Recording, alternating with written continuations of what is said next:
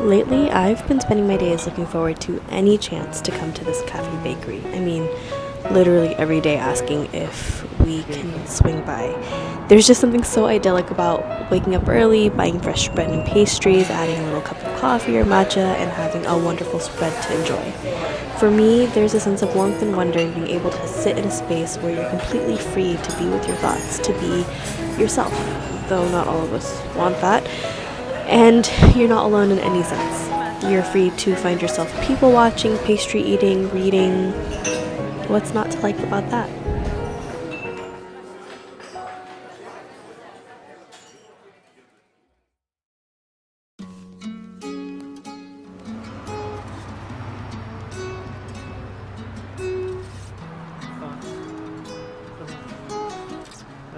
And this, my friends, is Page 2 Books, a small, new and used bookstore that I absolutely adore.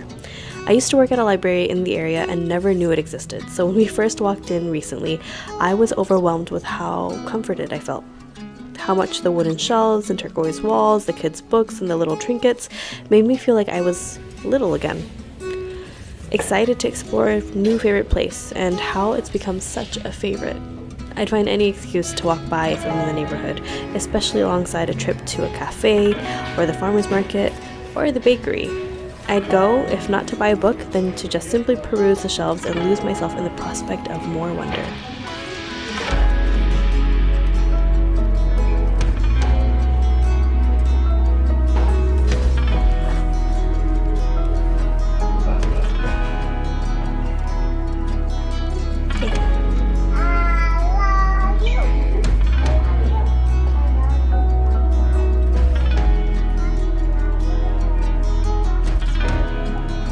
But we got it for free.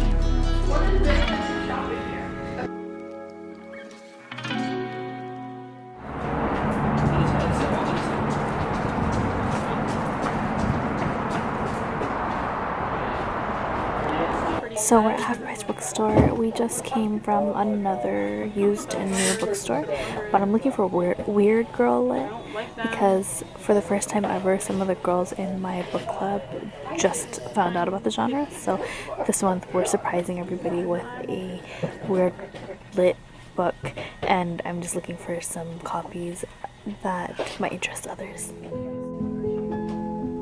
Our last stop of the day was Half Priced Books. I remember the first time ever coming here as a kid with my mom, and I bought my first ever copy of a Dan Brown book. Shout out to the Da Vinci Code for getting me way into symbols, conspiracies, and secret societies. I was just a kid.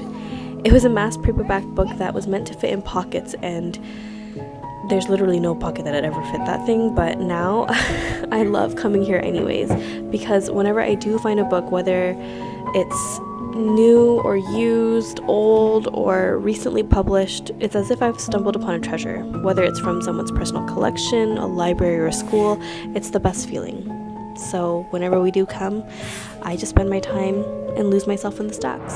We dropped our books, but we got a good selection. I can't wait to show you what we got. Hi. Okay, so we just got back from a couple of new and used bookstores, and originally I was just out for some matcha and to read at a cafe, but it turned into a little bit of a hunt for weird lit fic books, and that's mostly because at the last book club meeting I attended and hosted with some friends, I brought up the fact that I've been kind of digging weird girl, weird lit fic type books, and a few of the book club members were like, well, what's that? And it typically features an unhinged main character whose reality is unraveling and who experiences some sort of push into character growth and also some strange realities of life.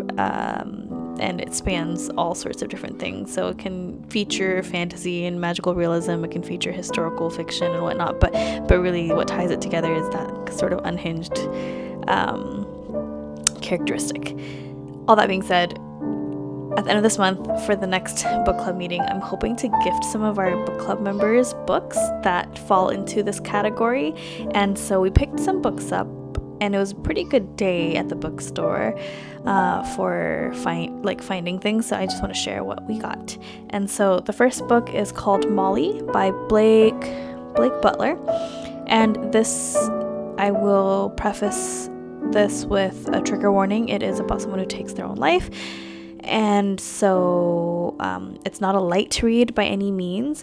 Really journeys into kind of the more unthinkable parts of the human heart. It unravels the truths about a person who has endured a lot and the aftermath their partner experiences in finding all of this out.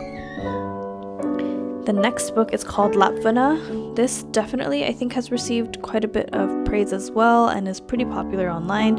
It's by Otessa Moshfegh, who also wrote My Year of Rest and Relaxation. And I don't actually know what this is about other than it takes place in the woods in a small village and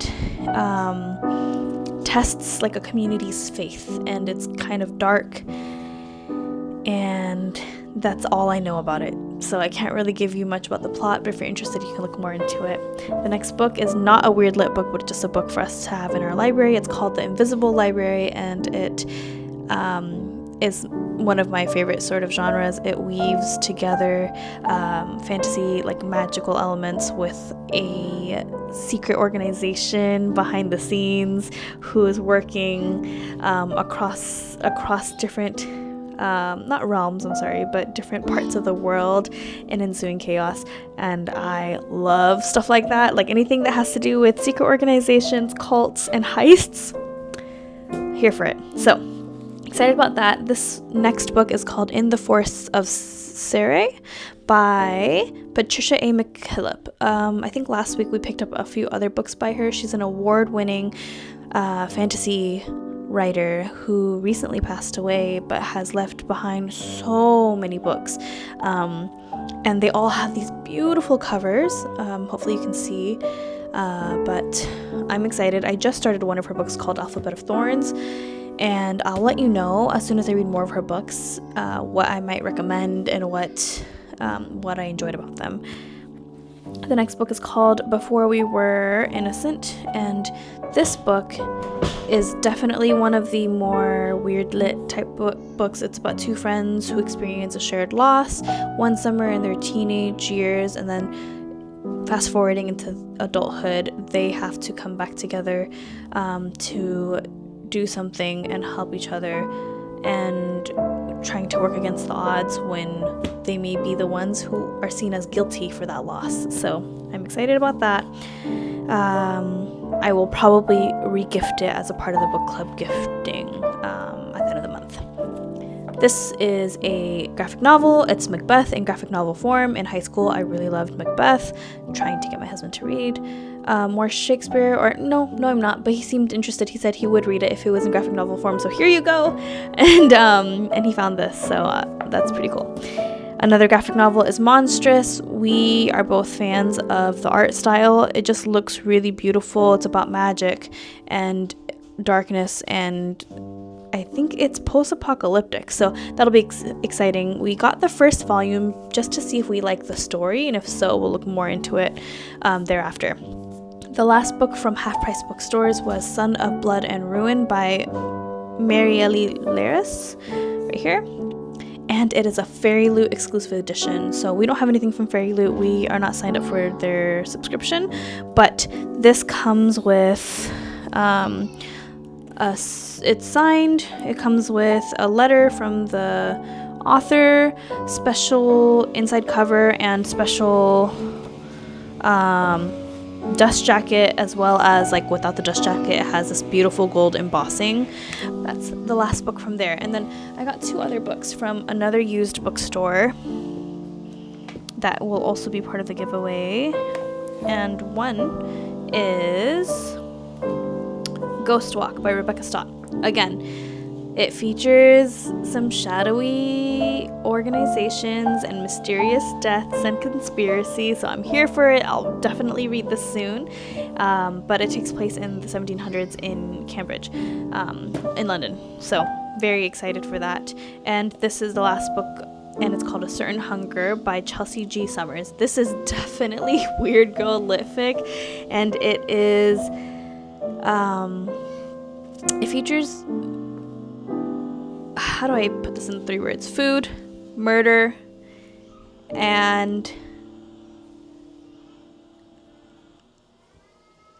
a psychopath. Where else do I bring it?